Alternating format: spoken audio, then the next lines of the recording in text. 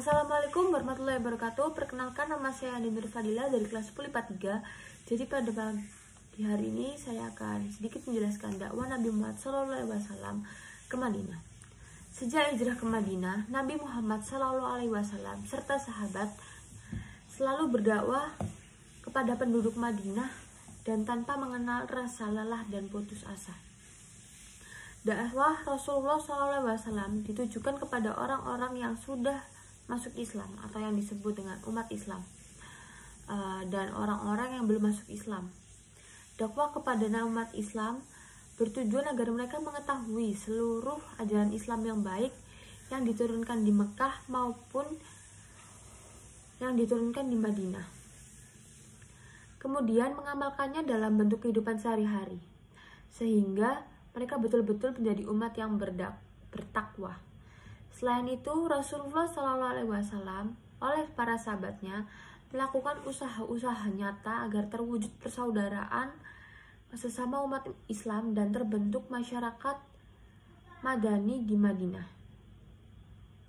Sedangkan dakwah yang ditunjukkan kepada orang-orang yang belum masuk Islam bertujuan agar mereka bersedia menerima Islam sebagai agamanya, mempelajari ajaran-ajarannya dan mengamalkannya sehingga beriman dan beramal soleh yang berbahagia senantiasa di dunia di akhirat sejahtera.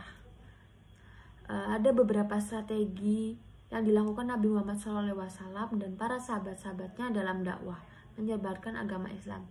Di antara lain, yang pertama ada membangun masjid sebagai pusat ibadah dan dakwah.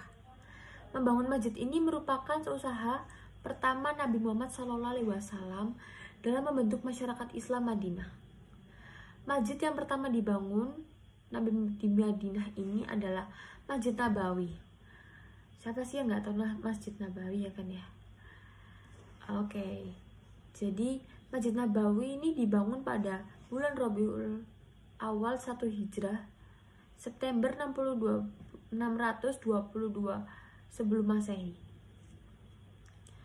Fungsi masjid ini yang pertama bisa sebagai sarana pembinaan umat Islam di bidang akidah, ibadah dan akhlak, menjadi sarana ibadah seperti sholat. Yang kedua ada menjadi tempat bermusyawarah, tempat menyusun strategi perang, serta sebagai sarana tempat menyambung tali silaturahmi antara kaum muslimin. Strategi yang kedua yaitu membangun ekonomi rakyat dengan membangun pasar yang tidak jauh dari masjid. Untuk membangun perekonomian rakyat ini sekaligus sebagai sarana dan menyebarkan agama Islam, Nabi Muhammad SAW dan para sahabatnya mendirikan pasar yang lokasinya tidak jauh dari Masjid Nabawi. Nah, pasar yang dibangun ini yang dimasukkan sebagai langkah untuk mendidik umat bagaimana ajaran Islam mengatur roda perekonomian dengan begitu adil. Pasar tersebut telah merubah sistem pasar Yahudi yang ada pada saat itu.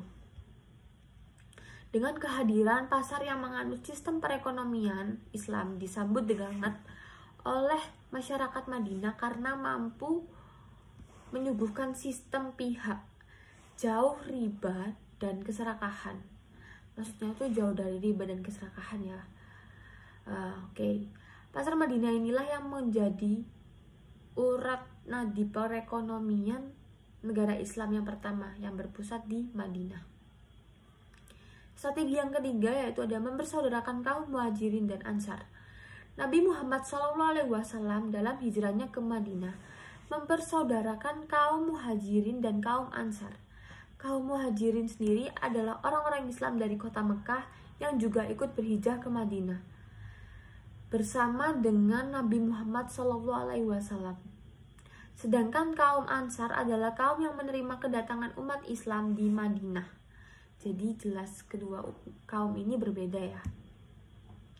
Beliau mempersaudarakan kaum Muhajirin dan kaum Ansar agar dapat saling membantu dan mengasihi sesatu sama lain.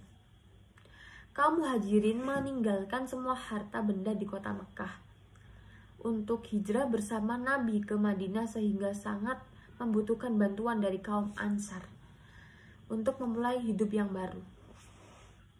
Persaudaraan ini juga akan membentuk suatu solidaritas yang antara kedua kaum tersebut yang nantinya sangat penting bagi perjuangan umat Islam ya.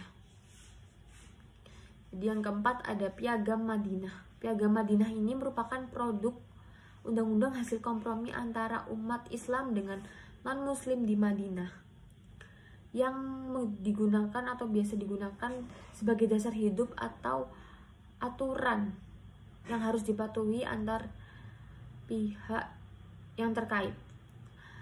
Atas kesuksesan ini, Piagam Madinah dijadikan sebagai dasar toleransi beragama. Inilah yang menginspirasi umat Islam hari ini untuk tetap menjaga toleransi umat beragama. Sekian penjelasan dari saya. Mohon maaf bila ada salah kata. Wassalamualaikum warahmatullahi wabarakatuh.